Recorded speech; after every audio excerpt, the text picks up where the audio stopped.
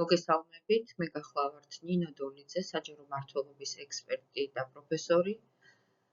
დღეს ჩვენ ვისაუბრებთ საჯარო მმართველობის სისტემის განვითარებაზე საქართველოში, საჯარო მმართველობის რეფორმაზე, რომელიც მიმდინარეობს 2014 წლიდან და ევროკავშირის საჯარო ადმინისტრირების პრინციპების, ღირებულებების ტრანსპოზიციაზე ქართულ საჯარო სექტორში. 2014 წელს, როდესაც საქართველოსა და ევროკავშირს შორის ასოცირების შეთანხმებას მოეწერა ხელი, შეიძლება ითქვას, რომ ახალი ეტაპი დაიწყო საქართველოსა და ევროკავშირს შორის ურთიერთობებში. ეს შეთანხმება მოიცავს ღრმა და ყოვლისმომცველი თავისუფალი ვაჭრობის ხელშეკრულებას და ასევე წარმოადგენს პოლიტიკურ ჩარჩოს პოლიტიკური და ეკონომიკური თანამშრომლობის გასაყრმავებლად. ის ასევე მოიცავს კონკრეტულ ვალდებულებებს საჯარო მმართველობის რეფორმასთან დაკავშირებით, რომლებიც მიმართულია იმაზე, რომ საქართველოს საჯარო სექტორი ევროპულ სტანდარტებთან თანხვედრაში მოიყვანოს. ასოცირების შეთანხმების პრეამბულაშივე საუბარია საჯარო მმართველობის რეფორმის გატარების აუცილებლობაზე და მის მნიშვნელობაზე ხელშეკრულებაში დასახული სხვა მიზნების შესასრულებლად. ერთ-ერთ ამოცანად ამ გზაზე განსაზღვრულია საჯარო მმართველობის რეფორმის განხორციელება და ანგარიშვალდებული ეფექტიანი ქმედითი გამჭვირვალე და პროფესიონალური საჯარო სამსახურის შექმნა. უნდა ითქვას, რომ ასოცირების ხელშეკრულებამდეც მიმდინარეობდა პროცესები, რომლებმაც ხელი შეუწყო საბოლოო ჯამში ამ ხელშეკრულებაზე ხელის მოწერას, მაგალითად 2012 წელს მთავრობამ პრიორიტეტულ მიმართულებებთან ერთად ჩადო საჯარო სამსახურის რეფორმის განხორციელების ვალდებულება და ეს რეფორმა მოიაზრებოდა ევროპულ და ევროატლანტიკურ სტრუქტურებში ინტეგრაციის მნიშვნელოვან კომპონენტად.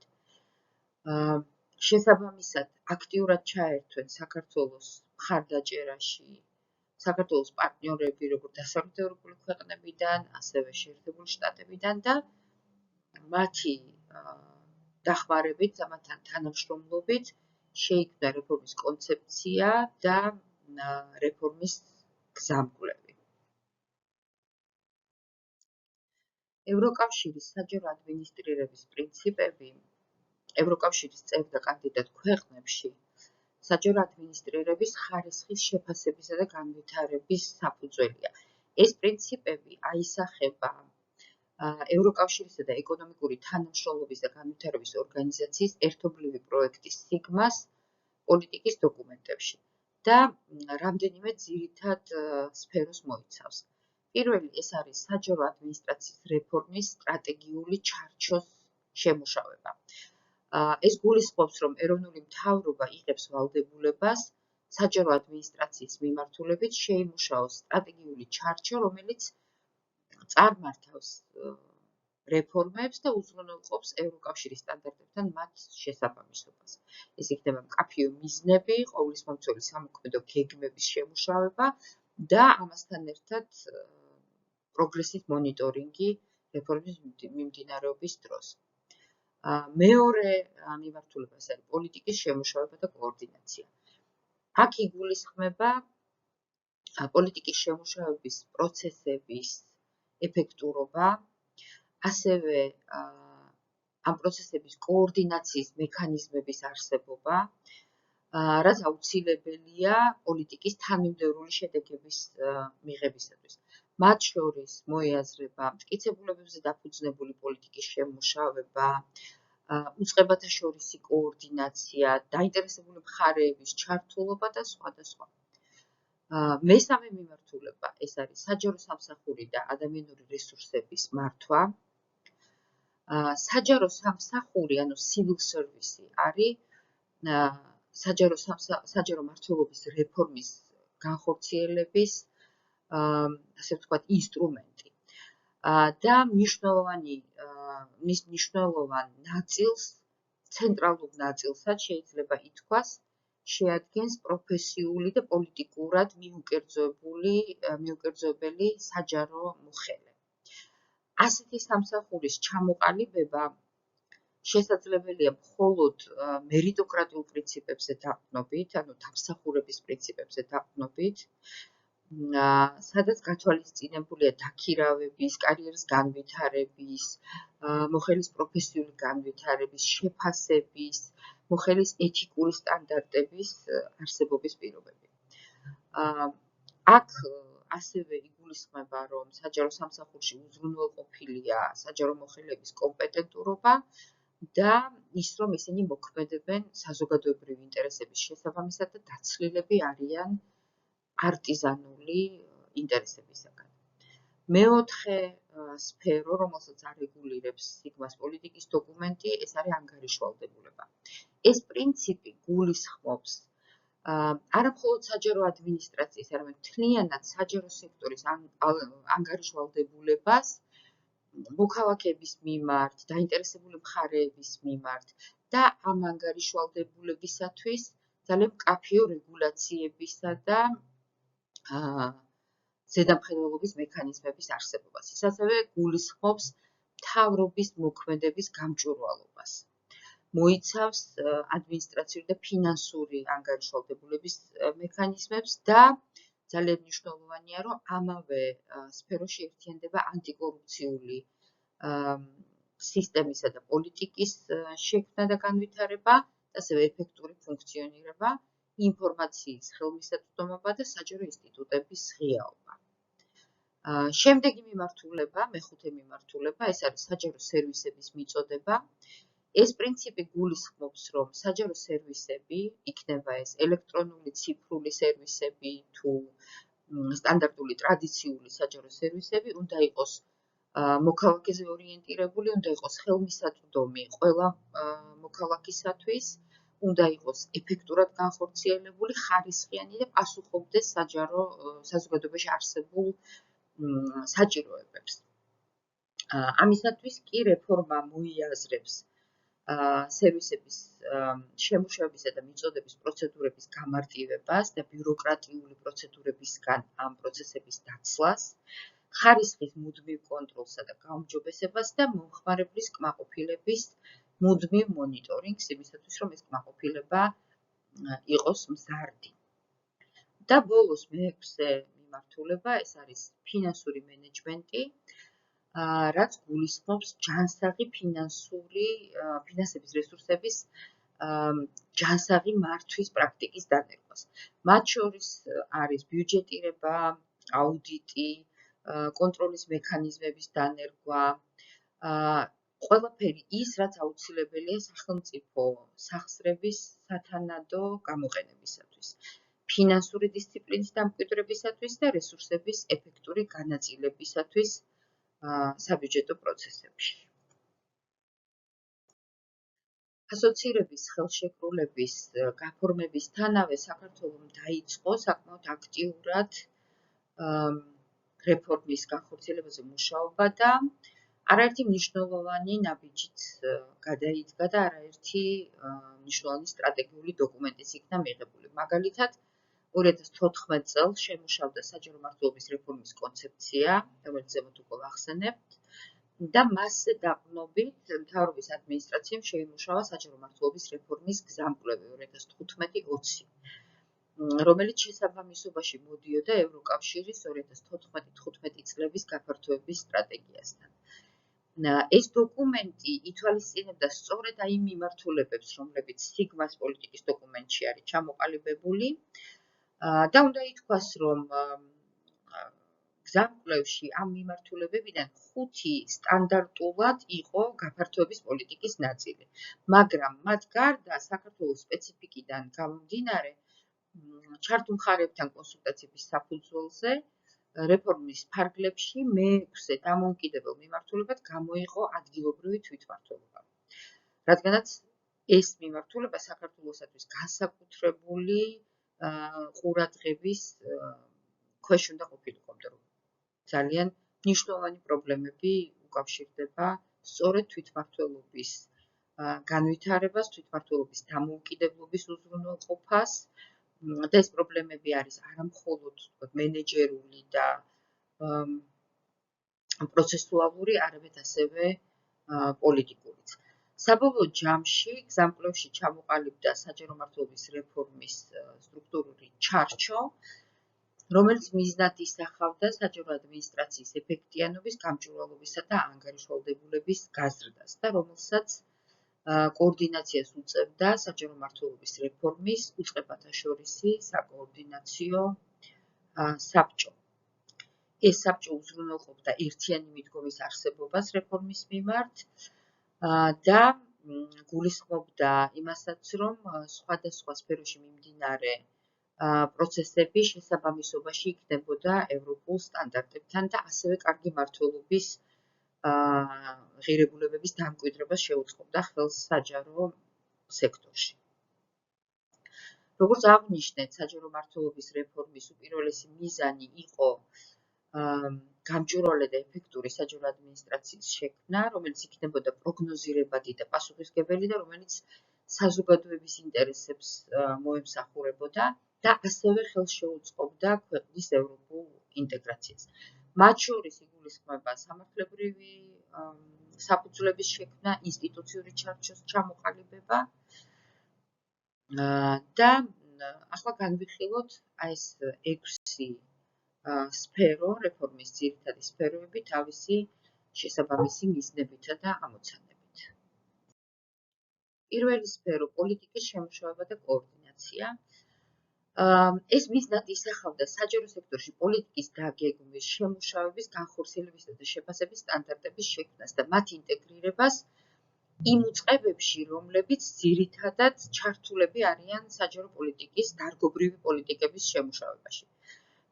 შესაბამისად აღნიშნული მიმართულება ზოგადად ასევე გულისხმობდა მთავრობის საქმიანობის კოორდინაციის გაუმჯობესებასაც.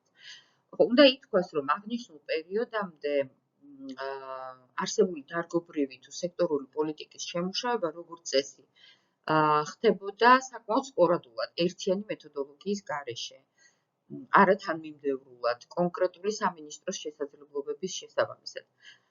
ამასთანავე, თავად პოლიტიკის დოკუმენტების სტრუქტურა, ისევე როგორც მონაცემთა მოგროვებისა და ანალიზის მეთოდები, დაახლოებით დოკუმენტაციების სია, დაინტერესებული მხარეების ჩართულობის უზრუნველყოფა განსხვავდებოდა უწყებების მიხედვით და რაც თავარია ვერ პასუხობდა საერთაშორისო მოთხოვნებს.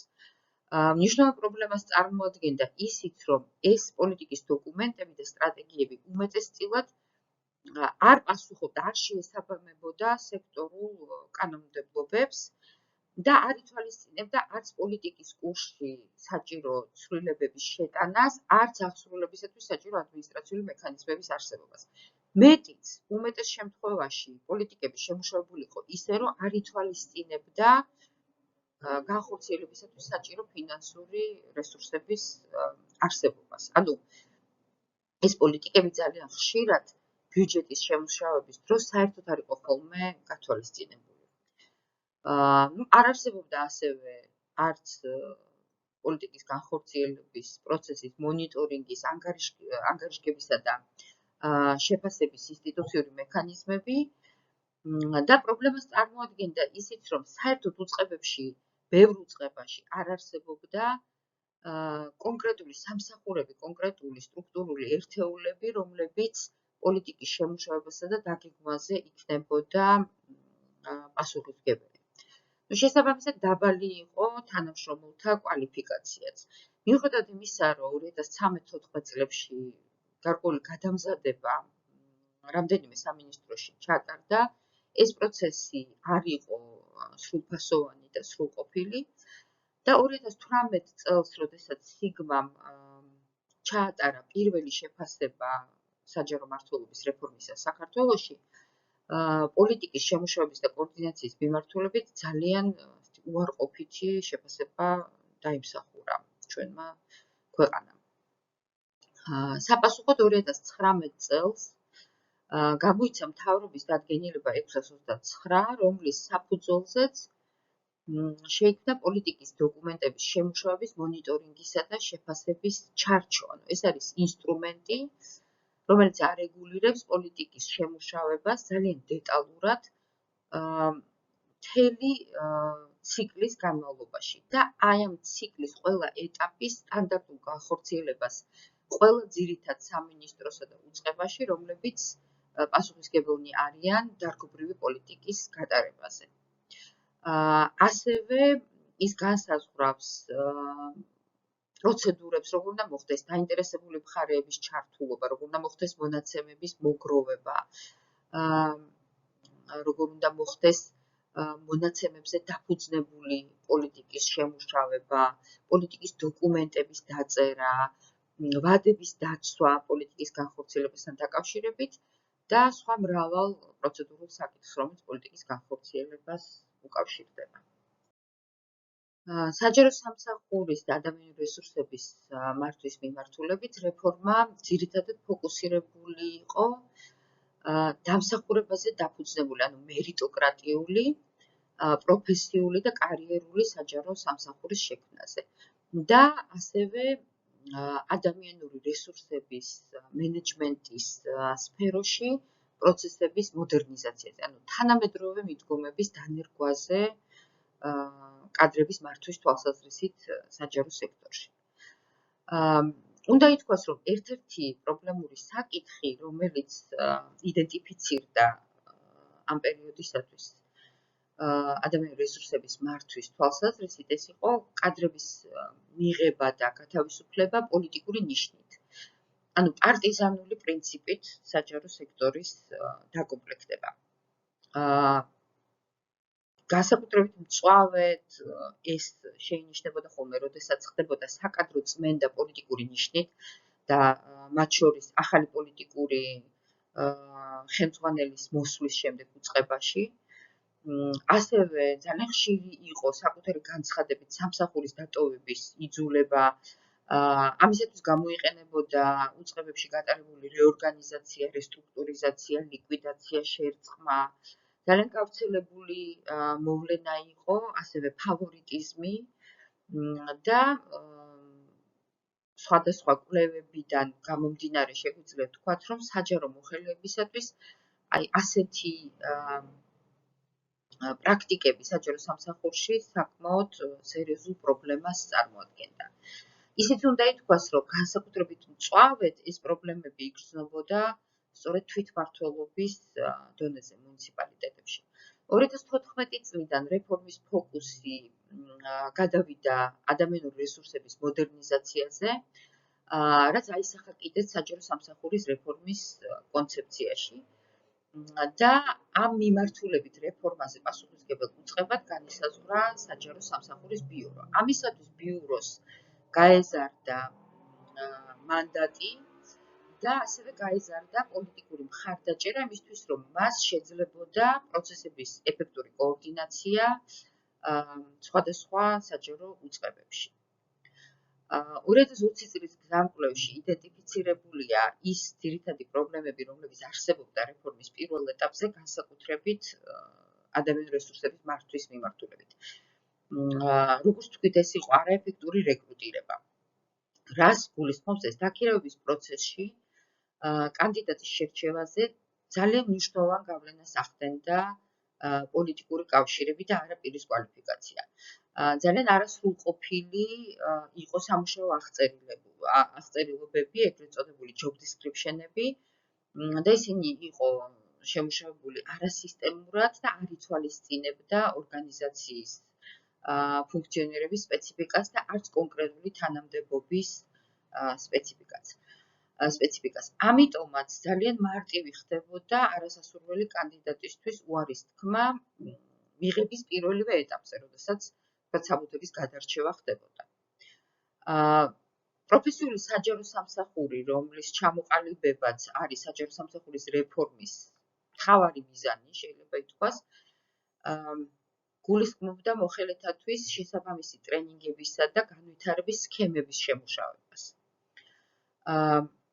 სხვა მიზეზთა შორის განვითარების შესაძლებლობის და კარიერული წინსვლის ნაკლებობა იყო ერთ-ერთი მიზეზი, რომლის გამოც საჯარო სექტორიდან თანამშრომელთა და განსაკუთრებით კვალიფიციური კადრების გადინება იყო ძალიან მაღალი. არ არსებობდა ეფექტური სისტემა საჯარო მოხალეთა შეფასებისათვის. ატესტაცია, რომელიც რეფორმამდე იყო მიღებული საჯარო სამსახურში, ძალიან არაეფექტური და არავალიდური იყო და რეალურად ვერ აფასებდა მოხელის მიერ ფუნქციებისა და მოვალეობების განხორციელებას. გარდა ამისა, ძალიან მაღალი იყო პოლიტიკური ხელმძღვანელების მიერ მოხელეთა მიმართ ზეგავლენის განხორციელების შესაძლებლობებიც. ამ პრობლემებზე საპასუხოდ რეფორმის ფარგლებში ჯერ კიდევ ასოცირების ხელშეკრულებაზე ხელმოწერამდე, ასე ვთქვათ, აი მოლაპარაკების ეტაპიდან დაიწყო მუშაობა საჯარო სამსახურის შესახებ ახალ კანონზე.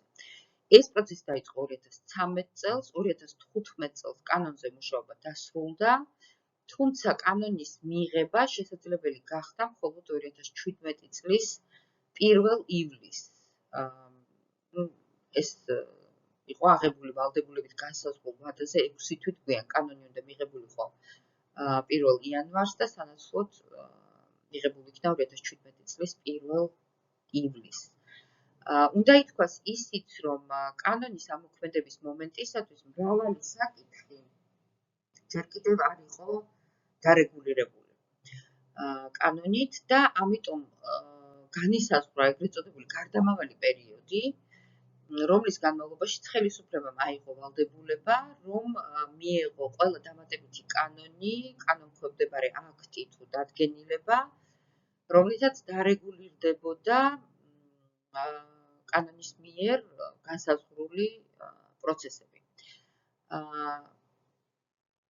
2019 წლისათვის პირველი ეტაპი ამ გარდამავალი პერიოდის უნდა დასრულებულიყო და ეს კანონქვემდებარე აქტები და კანონები მიღებული უნდა ყოფილიყო.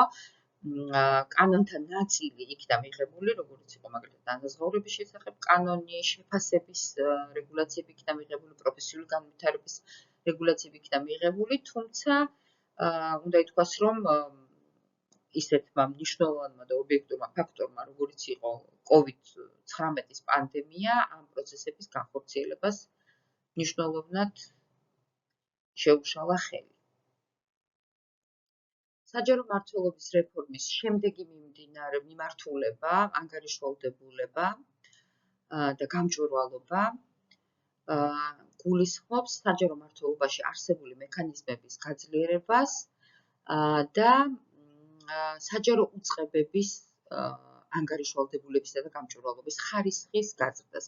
მათ შორის აქ იგულისხმება საჯარო ინფორმაციის ხელმისაწვდომობის გაზრდა და უზრუნველყოფა ყველა დაინტერესებული მხარისათვის და ანტიკორუფციული პოლიტიკის შემუშავება, ღონისძიებების განხორციელება და მათი ეფექტურობის შეფასება. ანგარიშვალდებულების ნაწილში რეფორმა ძირითადად ფოკუსირებას აკეთებდა ანტიკორუფციული პოლიტიკის შემუშავებაზე და შესაბამისი ინსტიტუციების გაძლიერებაზე. 2013 წელს შეიქმნა ანტიკორუფციული საბჭო და ცალკეულ უწყებებს დაევალათ სხვადასხვა სფეროებში ანტიკორუფციული პოლიტიკის შემუშავება და განხორციელება. ასევე შემუშავდა ანტიკორუფციული სტრატეგია და სამოქმედო გეგმა 2015-16 წლებისათვის. რაც შეეხება საჯარო ინფორმაციის ხელმისაწვდომობას, ამ თვალსაზრისით ძალიან მნიშვნელოვანი ეტაპი იყო საქართველოს ჩართულობა ღია მმართველობის პარტნიორობაში, Open Government Partnership-ის ფორმატში და საქართველოს ფორუმის შექმნა, რომელსაც ამ მიმართულებით ღონისძიებების კოორდინირება დაევალა როგორც ცენტრალური უწყებების დონეზე, ასევე რაც ძალიან მნიშვნელოვანია თვითმმართველობის დონეზეც. ამ ფორმატით განისაზღვრა მაგალითად რა ტიპის ინფორმაცია უნდა იყოს გამოქვეყნებული საჯარო უწყებების მიერ პროაქტიულად და ასევე დადგინდა პროცედურები, როგორ უნდა მოხდეს ამ ინფორმაციის გამოქვეყნება და როგორ უნდა მოხდეს დაინტერესებული მხარეების მიერ გამოთხოვილი საჯარო ინფორმაციის მიწოდება. ამავე პერიოდში დაიწყო მუშაობა საჯარო ინფორმაციის ხელმისაწვდომობის კანონმდებლობაზე, რაც რეგულირდებოდა და დღესაც რეგულირდება ზოგად ადმინისტრაციული კოდექსით, თუმცა მიუხედავად იმისა, რომ არასამთავრობო სექტორმა მოამზადა ეს საკანონმდებლო პროექტი, უნდა ითქვას, რომ დღეისათვის ეს კანონი ჯერ კიდევ მიღებული არ არის. საჯარო სერვისების მიმართულება, რაც გულისხმობს საჯარო სერვისების ეფექტურობისა და ხარისხის უზრუნველყოფას და მოქალაქეთათვის მათზე ხელმისაწვდომობის გაზრდას. სერვისების მიწოდება, ისევე როგორც საჯარო ინფორმაციის ხელმისაწვდომობა, არის ღია მმართველობის პარტნიორობის სამოქმედო გეგმის ერთ-ერთი ნაწილი. 2014 წელს შემუშავდა ელექტრონული მმართველობის სტრატეგია 2014-18 წლებისათვის, სადაც განისაზღვრა ძირითადი მიზნები და ამოცანები. ეს იყო სერვისების შემუშავება მომხმარებლის საჭიროებების მიხედვით, სერვისების მიწოდების რეგულირების აუცილებლობა ცენტრალურ დონეზე და მათი ხელმისაწვდომობის ერთგვაროვნების უზრუნველყოფა, როგორც ცენტრალური ხელისუფლების მხრიდან, ასევე თვითმმართველობების დონეზე, სერვისების მიწოდების უზრუნველყოფა განსაკუთრებული საჭიროებების მქონე პირთა ჯგუფებისათვის, ისევე როგორც ეთნიკური უმცირესობებისათვის. თუ შევხედავთ არასამთავრობო ორგანიზაციების შეფასებებს, მათ ისინი საუბრობენ მთელ რიგ პრობლემებზე, რომლებიც ამ მიმართულებით გამოვლინდა ამ პერიოდისათვის. და პირველ რიგში ეს ეხება სერვისების განვითარებისა და მიწოდების ერთიანი პოლიტიკის არარსებობას, რომელიც კონკრეტულად მოსახლეობის საჭიროებებზე ორიენტირებული სერვისების განვითარებას უზრუნველყოფს.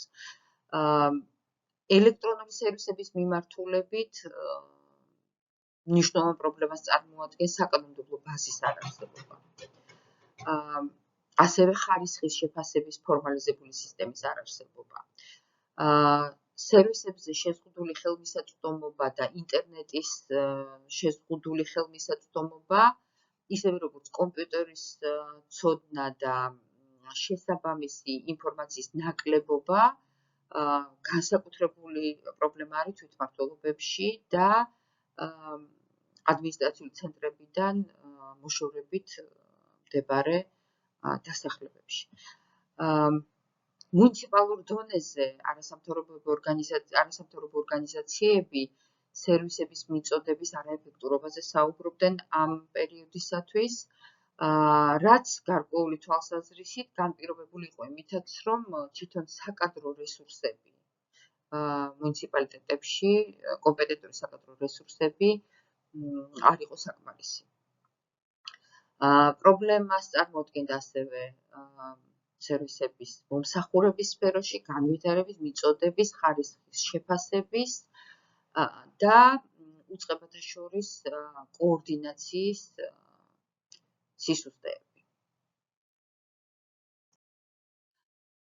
და როგორც აღნიშნეთ, ბოლო სფერო, საჯარო ფინანსების მართვა, გულისხმობს ბიუჯეტირების პროცესების ეფექტურობის ამაღლებას, შესრულებაზე დაფუძნებული ბიუჯეტირების გზით, რასაც უწოდებენ performance budgeting.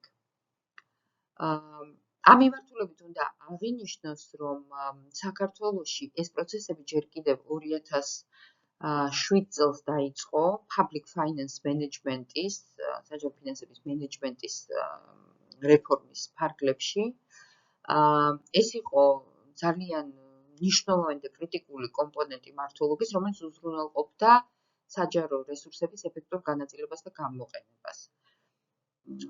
ეს რეფორმა დაიწყო საჯარო დანახარჯებისა და ფინანსური ანგარიშვალდებულების შეფასებით, სადაც გამოვლინდა მთავარი სისუსტეები, რომელიც ამ სფეროს ახასიათებდა და პირველ რიგში ეს იყო გამჭვირვალობის მიმართულებით გამოვლენილი სისუსტეები. მიუხედავად იმისა, რომ საბიუჯეტო დოკუმენტები ხშირად იყო ხელმისაწვდომი, მათი ხარისხი იყო არასრულყოფილი და შესაბამისად ეს მონაცემები ვერ ჩაითვლებოდა ხელმისაწვდომად და გამოყენებადად, როგორც უნდა იყოს ღია მონაცემების საერთაშორისო სტანდარტების მიხედვით.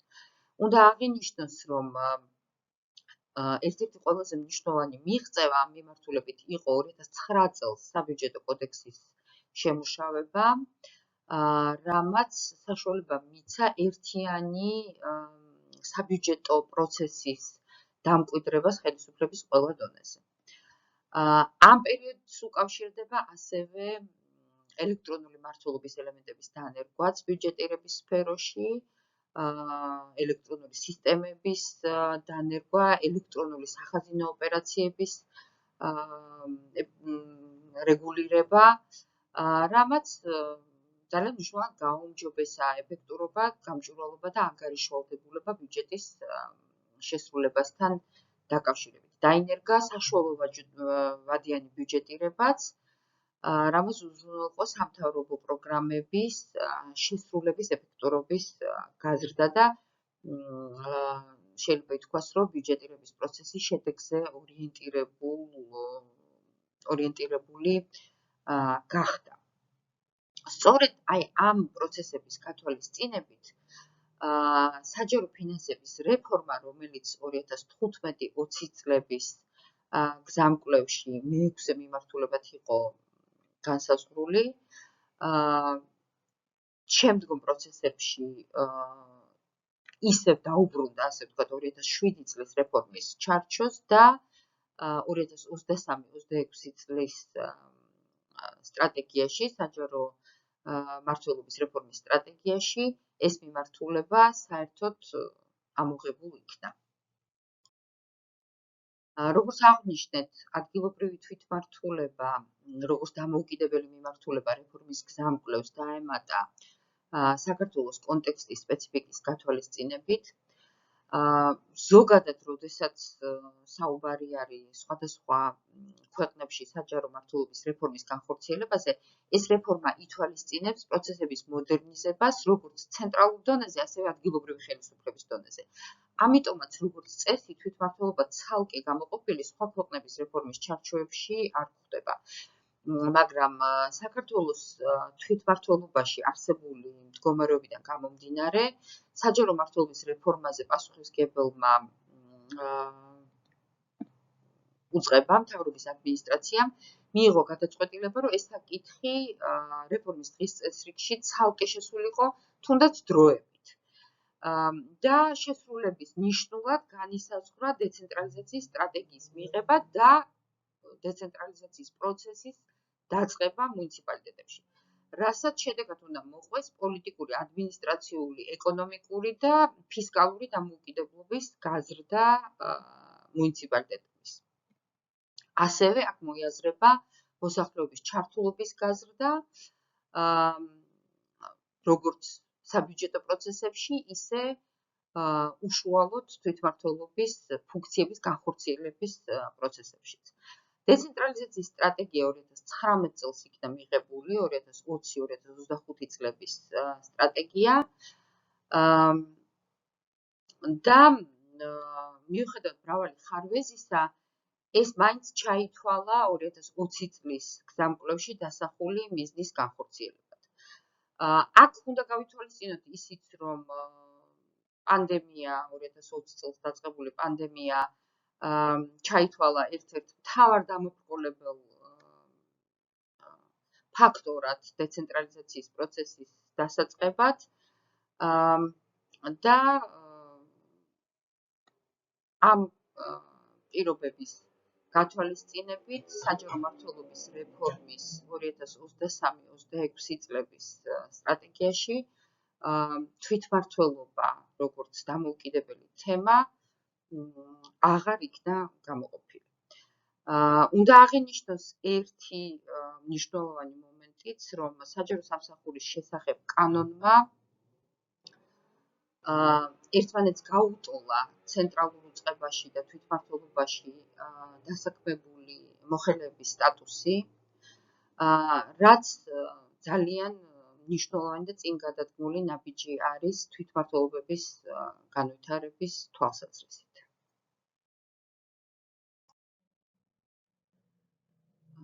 2022 წელს ევროკავშირსა და საქართველოს შორის ურთიერთობები გადავიდა ახალ და გაცილებით უფრო მნიშვნელოვან ეტაპზე.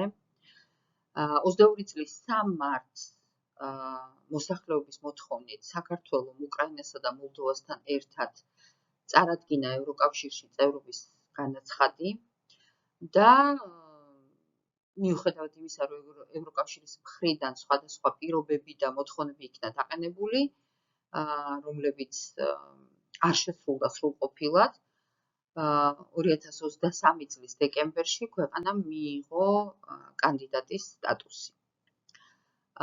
ამავე პერიოდში შემუშავდა საჯარო მმართველობის რეფორმის ახალი სტრატეგია, რომელიც მოიცავს პერიოდს 2023-დან 2026 წლამდე.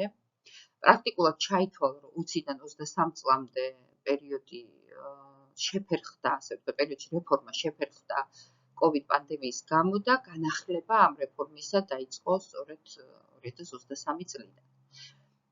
ახალ სტრატეგიაში, როგორც აღნიშნეთ, ორი მიმართულება არ არის განსაზღვრული, ეს არის საჯარო ფინანსები და ადგილობრივი თვითმმართველობა, შესაბამისად დარჩა 4 ძირითადი მიმართულება. ეს არის პოლიტიკის დაგეგმვა და კოორდინაცია, საჯარო სამსახური და ადამიანური რესურსების მართვა, ანგარიშვალდებულება და სახელმწიფო სერვისების მიწოდება. შესაბამისად მოხდა იდენტიფიცირება პრობლემების, რომლებიც ამ 4 სფეროში არსებობდა და მიზნებისა და ამოცანების განსაზღვრა სტრატეგიის ფარგლებში. საჯარო პოლიტიკის მიმართულებით დადგინდა ერთი ძირითადი პრობლემა, ეს არის მტკიცებულებებზე დაფუძნებული და შედეგზე ორიენტირებული პოლიტიკის დაგეგმვისა და კოორდინაციის სისტემის არასაკმარისი დონე. რას ნიშნავს ეს? ეს ნიშნავს მტკიცებულებებზე დაფუძნებული პოლიტიკის შემუშავებისათვის შესაბამისი ინსტრუმენტების სისუსტეს. პრობლემას წარმოადგენს მონაცემთა შეგროვება, პრობლემას წარმოადგენს მონაცემთა ანალიზი, ასევე მნიშვნელოვანი გამოწვევა არის სტატისტიკურ მონაცემებზე ხელმისაწვდომობა, მნიშვნელოვანი პრობლემა არის ასევე ამ მონაცემების შეგროვების ანალიზისა და ინტერპრეტაციისათვის საჭირო უნარების ნაკლებობა საჯარო სექტორში. საჯარო სამსახურისა და ადამიანური რესურსების მართვის მიმართულებით სტრატეგია ძირითადად რეფერირებს 2015 წლის კანონზე და ერთ-ერთ მიღწევად ასახელებს ადმინისტრაციული და პოლიტიკური ფუნქციების გამიჯვნას და პროფესიული და პოლიტიკურად ნეიტრალური საჯარო სამსახურის ჩამოყალიბებას. თუმცა აქვე ხაზგასმულია ისეთი პრობლემები, როგორიც არის საჯარო სამსახურის შესახებ კანონით გათვალისწინებული მექანიზმების პრაქტიკაში დანერგვის ფრაგმენტულობა, თვითონ ადამიანური რესურსების მართვის არაერთგვაროვანი პრაქტიკა და გენდერული მეინსტრიმინგის ნაკლებობა საჯარო სამსახურში. სხვა შეფასებებით, რომლებიც ძირითადად არასამთავრობო სექტორიდან მომდინარეობს, საუბარი არის ისეთ პრობლემებზე, როგორიც არის კომპეტენტური კადრების მოზიდვა და შენარჩუნება, შესაბამისად საჯარო სისტემის სტაბილურობის უზრუნველყოფა, ასევე საშუალო რგოლის მენეჯერების კომპეტენციის და მენეჯერული უნარების განვითარების არასაკმარისი დონე და მიუხედავად იმისა, რომ პოლიტიკური ნეიტრალობის ჩამოყალიბებისათვის კანონმა ძალიან ბევრი რეგულაცია შემოიტანა, პოლიტიკური ზეგავლენის კრიტიკული და საგანგაშო მაღალი დონეც. სტრატეგიაში ანგარიშვალდებულების მიმართულება აერთიანებს ანტიკორუფციული პოლიტიკის და საჯარო ინფორმაციის ხელმისაწვდომობის და საჯარო ინსტიტუტების გამჭვირვალეობის საკითხებს.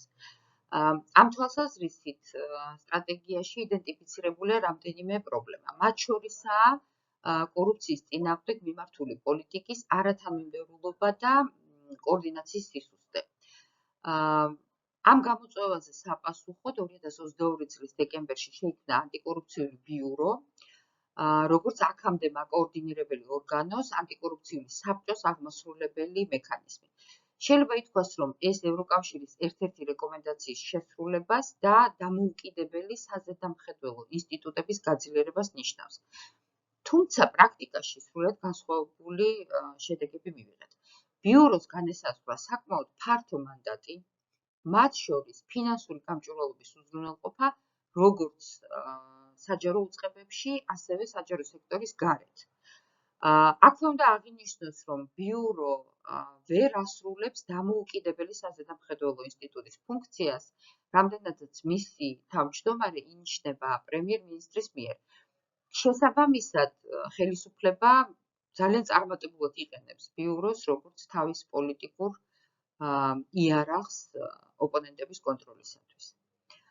მეორე მიმართულება, რომელიც ანგარიშვალდებულების სფეროში გამოიკვეთა, მეორე პრობლემა, ეს არის ღიაობისა და გამჭვირვალობის არაერთგვაროვანი პრაქტიკა. ეს პრობლემა უკავშირდება საჯარო ინფორმაციაზე ხელმისაწვდომობის საკითხს, როგორც მოთხოვნილი ინფორმაციის მიღების, ასევე პროაქტიულად გამოქვეყნებული ინფორმაციის საკითხს. ეს საკითხი, როგორც აღნიშნეთ, ზოგადი ადმინისტრაციული კოდექსით რეგულირდება. აღსანიშნავია, რომ ბოლო პერიოდში სულ უფრო გახშირდა საჯარო ინფორმაციაზე გაცემის უარი საჯარო დაწესებულებებიდან. და ასევე, როგორც ვთქვით, არასამთავრობო სექტორის მიერ დაინიცირებული კანონი ინფორმაციის თავისუფლების შესახებ ჯერ კიდევ არ არის მიღებული. სტრატეგიის მეოთხე მიმართულება სახელმწიფო სერვისების მიწოდება ფოკუსირდება ძირითადად სერვისების ხარისხის შეფასებაზე, ხელმისაწვდომობაზე და მომხმარებელთა კმაყოფილების დონის გაუმჯობესებაზე. უნდა ითქვას, რომ 2016 წლიდან საკმაოდ შესუსტდა პოლიტიკური ნება სახელმწიფო სერვისების სფეროს განვითარებაში და ის პროგრესი, რომელიც იქამდე იყო მიღწეული, საკმაოდ ხელშესახებ უკანახევაში გამოიხატა. სტრატეგიაში იდენტიფიცირებულია კონკრეტული პრობლემები, ეს არის ერთიან მიდგომებზე დაფუძნებული სახელმწიფო სერვისების მიწოდების პოლიტიკის სისუსტე, რაც გამოიხატება იმაში, რომ ზოგადად პროგრესის ნაკლებობა არის ამ სფეროში, როგორც აღნიშნეთ, და ასევე ციფრული მომსახურების და ელექტრონული სერვისების სფეროში მომხმარებელზე ორიენტირებული მიდგომის ნაკლებობა. რაც შეეხება მომხმარებელზე ორიენტირებული სერვისების შემუშავებას, აქ უნდა ითქვას, რომ პრაქტიკულად არ ხორციელდება კვლევები, რომლებიც მიმართული იქნებოდა მომხმარებელთა საჭიროებების იდენტიფიკაციაზე. შესაბამისად, ეს პრობლემა ჯერ კიდევ გადაუჭრელია და ეს აღნიშნულია როგორც სტრატეგიის 2024 წლის პროგრეს ანგარიში, ასევე ჩვენი ვარაუდით ასეთივე მდგომარეობა შენარჩუნებული იქნება შემდგომი წლებისთვისაც. სტრატეგიის შეფასებისას და ზოგადად საჯარო მმართველობის რეფორმის მეორე ფაზის შეფასებისას არასამთავრობო ორგანიზაციები და ექსპერტები აღნიშნავენ, რომ მიუხედავად იმისა, რომ მეორე სტრატეგია საკმაოდ დიდი ხანი იწერებოდა და იგეგმებოდა, ის თავისი ამბიციურობით ძალიან ჩამორჩება 2020 წლის გზამკვლევს. და ის ამოცანები და მიზნები, რომლებიც არის დაგეგმილი სტრატეგიაში, ნაკლებად არის ორიენტირებული მასში გამოყოფილი ამ 4 სფეროს ძირეულ გარდაქმნასა და გაუმჯობესებაზე. ის პროგრესი, რომელიც სამოქმედო გეგმის ანგარიში არის აღწერილი, ძირითადად მოიცავს ტექნიკური ხასიათის ცვლილებებს. მაგალითად, ეს არის ელექტრონული კურსების შექმნა საჯარო პოლიტიკის შემუშავების მიმართულებით, საჯარო პოლიტიკის ანალიზის კურსების დამატება პროფესიული საჯარო მოხელის მოდულებში, კონკრეტული პოლიტიკის დოკუმენტების ხარისხის გაუმჯობესება, რომელსაც სისტემური ხასიათი სამწუხაროდ არ აქვს. ასევე სხვადასხვა საკითხებზე კვლევების განხორციელება, მეთოდოლოგიური სახელმძღვანელოების მომზადება და ასე შემდეგ.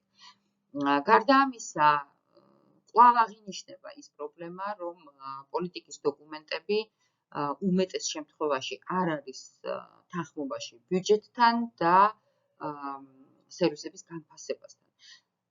საჯარო მმართველობის რეფორმის სამდივნოს მიერ ძირითად მიღწევებად ყველა მიმართულებაში სახელდება ტრენინგები და სახელმძღვანელოები, მაგრამ ბუნებრივია, რომ ეს ღონისძიებები ვერ უზრუნველყოფს არსებული ხარვეზების აღმოფხვრას. განსაკუთრებით მნიშვნელოვანი, რა თქმა უნდა, ასეთი ამბიციური მიზნების დასახვა მნიშვნელოვანი არის სერვისების მიწოდების მიმართულებით. თუ გავითვალისწინებთ იმას, რომ თანამედროვე ტექნოლოგიები, ხელოვნური ინტელექტი, ელექტრონული მმართველობა, ციფრული მმართველობა სულ უფრო და უფრო იყიდებს ფეხს საჯარო სექტორში და მიუხედავად იმისა, რომ გამოყენების პრაქტიკები უფრო გავრცელებული ხდება, ჯერ კიდევ არ არსებობს ამ პროცესების რეგულირება საკანონმდებლო დონეზე საქართველოში. შეიძლება ითქვას, რომ ეს ცვლილებები ვერ პასუხობს ხარისხობრივ გამოწვევებს, რომლებიც დგას საჯარო სექტორის წინაშე. და ეს გამოწვევები ისევ იგივე პრობლემებს უკავშირდება. ეს არის პოლიტიკური ზეგავლენის მაღალი დონე საჯარო სექტორში, ეს არის უკანონო გათავისუფლებები, ეს არის საჯარო ინფორმაციის ხელმისაწვდომობის სირთულე მოქალაქეებისათვის, ეს არის საქველმოწყებო დაწესებულებების სტატუსის, იურიდიული სტატუსისა და ფუნქციების განსაზღვრა, მათში დასაქმებული თანამშრომლების დასაქმების კრიტერიუმები, ზოგადად საჯარო სექტორში ბიუროკრატიული პროცედურების წილის ზრდა და შესაბამისად მენეჯერული დისკრეციის შემცირება და აქედან გამომდინარე მთლიანად საჯარო სექტორის ეფექტურობის შემცირებაც.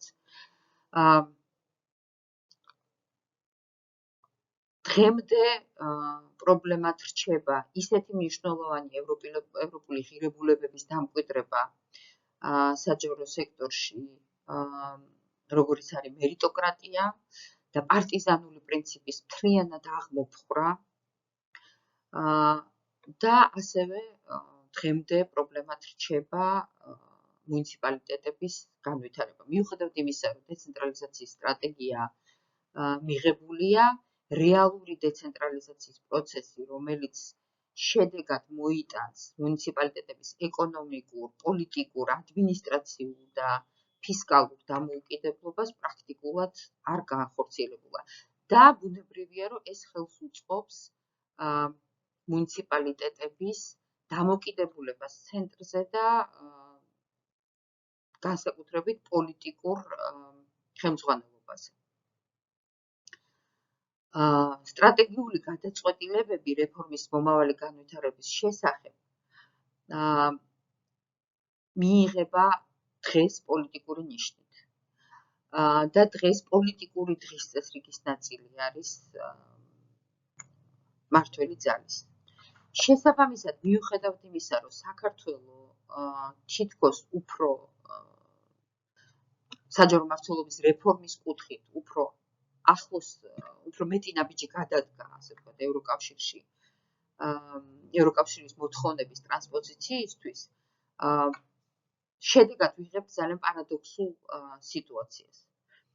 ევროკავშირის საჯარო ადმინისტრირების ძირითადი პრინციპების გატარების ნაცვლად ვიღებთ კვლავ პოლიტიკური ზეგავლენის ქვეშ მყოფი, უუფლებო მოხელეებით დაკომპლექტებულ, ზომაში გაზრდილ და ბიუროკრატიული პროცედურებით დატვირთულ დაბალეფექტიან საჯარო სამსახურს. ამ ვითარებას კიდევ უფრო ამძიმებს ის ცვლილებები, რომლებიც საჯარო სამსახურის შესახებ კანონში 2024 წლის დეკემბერში იქნა პარლამენტის მიერ მესამე მოსმენით მიღებული და რომლებიც აუქმებს თითქმის ყველა იმ რეგულაციას, რაც მიმართულია საჯარო მოხელეების დაცვისკენ და პრაქტიკულად ძირს უთხრის საჯარო სამსახურის სტაბილურობას. პირველი მნიშვნელოვანი სფერო, რომელსაც ეხება ეს ახალი ცვლილებები, ეს არის ხელშეკრულების ტიპის შეცვლა საჯარო სამსახურში. კანონის მიხედვით საჯარო სამსახურში დასაქმებულად ითვლება პროფესიული საჯარო მოხელე, რომელიც არის უვადოდ დანიშნული პირი საშტატო თანამდებობაზე, ასევე ადმინისტრაციული ხელშეკრულებით დასაქმებული პირი, ანუ ეს არის სახელმწიფო პოლიტიკური თანამდებობის პირის თანაშემწე, მრჩეველი, შეიძლება იყოს აპარატის, სამდივნოს ან ბიუროს თანამშრომელი, მუნიციპალიტეტის მერის წარმომადგენელი და სხვა და სხვა. და როგორც წესი ადმინისტრაციული ხელშეკრულებით მიღება ხდება უკონკურსოდ. და მესამე ტიპი ხელშეკრულების, ეს არის შრომითი ხელშეკრულების დასაქმებული პირი, რომელსაც ენიჭება საჯარო დაწესებულების დამხმარე ან არამუდმივი ამოცანების შესრულების უფლებამოსილება. და მასთან ფორმდება სტანდარტული შრომითი ხელშეკრულება. ცვლილებების მიხედვით ადმინისტრაციული ხელშეკრულებით დასაქმებულად ჩაითვლება საჯარო დაწესებულების პირველადი სტრუქტურული ერთეულის ხელმძღვანელი და მისი მოადგილე. ეს ნიშნავს, რომ საჯარო დაწესებულების პოლიტიკურ ხელმძღვანელს განუზომლად ეზრდება პირველი და მეორე რანგის მოხელეებზე პოლიტიკური ზეგავლენის ბერკეტები. და ეს შეეხება როგორც მათ უკონკურსოდ დანიშნას, ასევე მათ თვითნებურად სამსახურიდან გათავისუფლებას, პოლიტიკური ნიშნით სამსახურიდან გათავისუფლებას. გარდა ამისა, ადმინისტრაციული ხელშეკრულების მოქმედების ვადა არ შეიძლება აღემატებოდეს შესაბამისი პოლიტიკური თუ სახელმწიფო პოლიტიკური თანამდებობის პირის უფლებამოსილების ვადას. ეს ნიშნავს, რომ დაწესებულების პოლიტიკური ხელმძღვანელობის ცვლილებას, იქნება ეს მინისტრი თუ იქნება ეს მერი, ავტომატურად მოყვება პირველი და მეორე რანგის მოხელეთა ცვლილებაც. ცვლილებები ასევე ეხება რეორგანიზაციის პროცესსაც, რომლითაც მკვეთრად მცირდება საჯარო მოხელის დაცულობა დაწესებულების რეორგანიზაციის შემთხვევაში, განსხვავებით ლიკვიდაციის, შერწყმის პროცესებისაგან. კერძოდ, რეორგანიზაციის შედეგად გათავისუფლებული პირი აღარ ექვემდებარება საჯარო სამსახურში აღდგენას, თუნდაც მისი საჩივარი თუ სარჩელი დააკმაყოფილოს სასამართლომ. მეორე, რეორგანიზაციის შედეგად გათავისუფლებულ პირს არ უნარჩუნდება საკლასო დანამატი. რეორგანიზაციის შემთხვევაში სახელმწიფო იხსნის პასუხისმგებლობას გათავისუფლებული საჯარო მოხელე დაასაქმოს და მოუძიოს მას ვაკანტური თანამდებობა, ან ხელი შეუწყოს მის მობილობას, ან შეინარჩუნოს ის საჯარო მოხელეთა რეესტრში და შესაბამისი კომპენსაცია გადაუხადოს. ასევე მნიშვნელოვანია ისიც, რომ ეს ცვლილებები ეხება თანაბრად როგორც საჯარო უწყებებში დასაქმებულ პროფესიულ საჯარო მოხელეებს, ასევე საქვეუწყებო დაწესებულებებში დასაქმებულ მოსამსახურეებს. რას ნიშნავს ეს ცვლილებები, რა შედეგი შეიძლება მოუტანოს ამ ცვლილებებმა საჯარო სექტორს მთლიანად და კონკრეტულად თითოეულ საჯარო მოხელეს. უნდა ითქვას, რომ გატარებული ცვლილებების შედეგად, როგორც აღვნიშნეთ, მთლიანად ძირი ეცვლება საჯარო სამსახურის რეფორმას და იმ ძირითად მიზნებს, რომლებიც ამ რეფორმის ფარგლებში იქნა დასახული და რომლებსაც 2014 წლიდან საქართველოს საჯარო სამსახური თანმიმდევრულად ახორციელებს. ირღვევა საჯარო სამსახურის პოლიტიკური ნეიტრალობის პრინციპი. ირღვევა პროფესიული კარიერული საჯარო მოხელის ინსტიტუტის საფუძვლები. ირღვევა მერიტოკრატიულობის პრინციპი, სტაბილური დასაქმების პრინციპი და ზოგადად ირღვევა საჯარო სამსახურის უწყვეტობის პრინციპი. ეს ნიშნავს, რომ ხელისუფლება იკანონებს საჯარო მოხელეთა პოლიტიკური მართვისა და ზეგავლენის იმ ბერკეტებს, რომლებიც აქამდე არაკანონიერად არსებობდა და მათ უკვე აღიარებს საკანონმდებლო ჩარჩოში, რომლითაც რეგულირდება საჯარო სამსახურის მომავალი განვითარება. მადლობას მოგახსენებთ ყურადღებისათვის.